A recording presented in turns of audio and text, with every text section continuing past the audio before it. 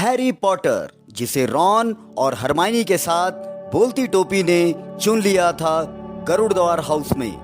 पहले ही दिन रॉन और हैरी प्रोफेसर मैकगोनागल की रूप परिवर्तन की क्लास में लेट हो जाते हैं, जिस पर उन्हें बेहद डांट पड़ती है।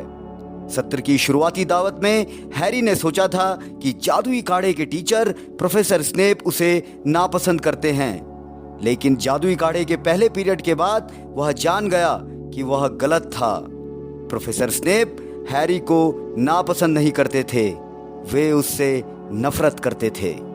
The books rainbow presents explanation of chapter 8 Harry Potter and the philosopher's stone, written by J.K. Rowling. Chapter 8 जादुई काढ़े के टीचर।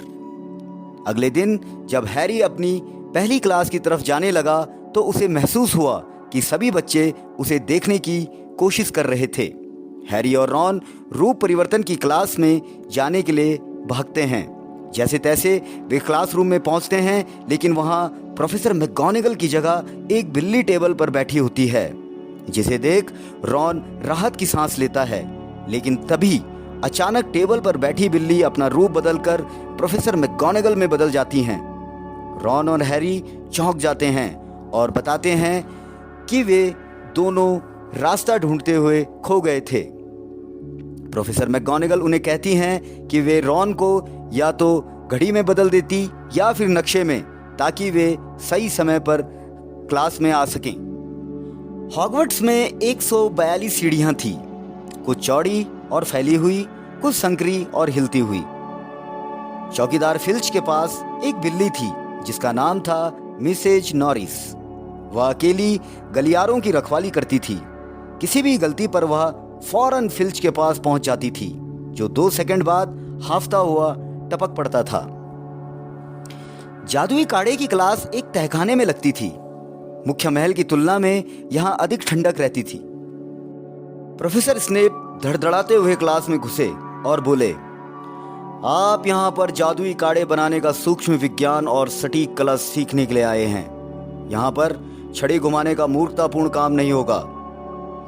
मैं तुम्हें सिखा सकता हूं कि शोहरत को बोतल में कैसे बंद कर सकते हैं, गौरव को कैसे उबाल सकते हैं और यहां तक कि मौत का गला कैसे घूंट सकते हैं। प्रोफेसर स्नेप ने हैरी की तरफ घूरा और बोले, हैरी पॉटर, हमारा नया हीरो।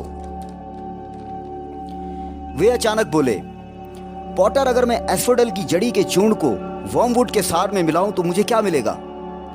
हरमाइनी ने तुरंत हवा में हाथ खड़ा किया।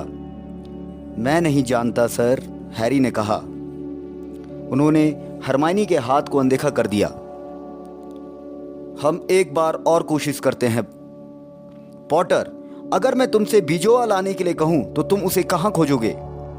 हरमाइनी ने अपने हाथ को उतना ऊंचा उठाया जितना वह अपनी सीट से उठे बिना उठा सकती थी। मैं नहीं जानता सर। ऐसा लगता है यहां आने से पहले तुमने किताब खोलकर भी नहीं देखी, है ना पॉटर? प्रोफेसर स्नेप ने एक बार फिर हरमाइनी के हिलते हुए हाथ को अनदेखा कर दिया।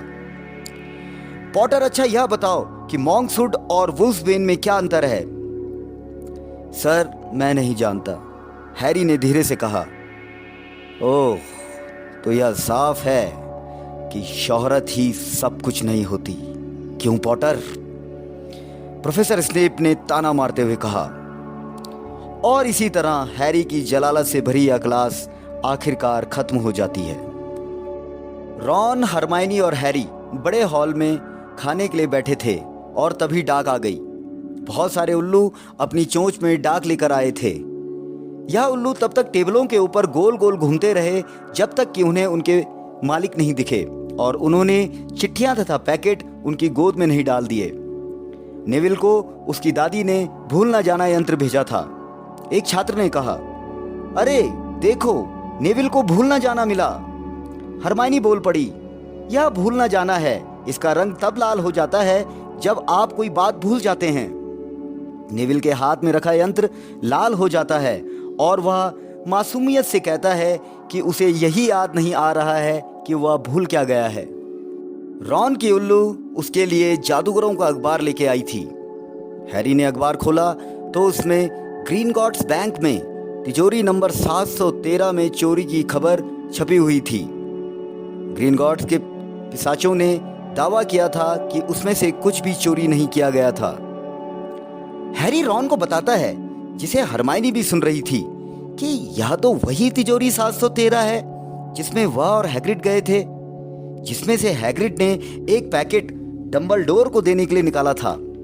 वे तीनों सोचने लगे, क्या हैग्रिड ने वह पैकेट सही समय पर निकाल लिया था? वह पैकेट अब कहाँ था? और क्या हैग्रिड को मालूम है कि उसमें क्या था जो वह बताना नहीं चाहता था?